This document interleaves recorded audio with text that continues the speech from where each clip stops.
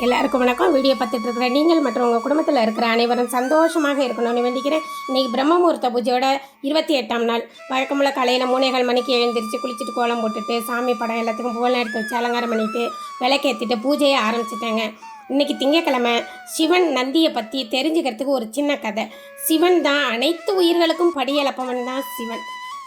நந்தி கைலாயத்தின் வாயில் காப்போன் நந்தி.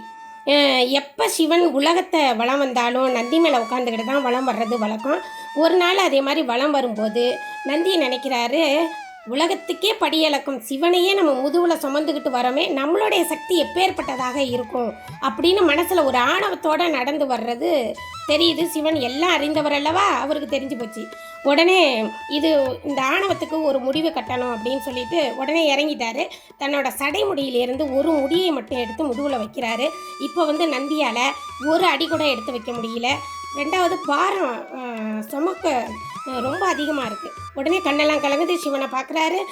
எனக்கே இந்த நிலைமை, எனக்கே இவ்வளோ கஷ்டம் அப்படின்னு இப்படி பார்க்கும்போது சிவன் சொல்கிறாரு, உன்னுடைய மனசில் ஆணவம் இருந்ததில்ல, அதுக்கு ஒரு பாடம் கட்டுறதுக்கு தான் நான் இப்படி பண்ணேன்.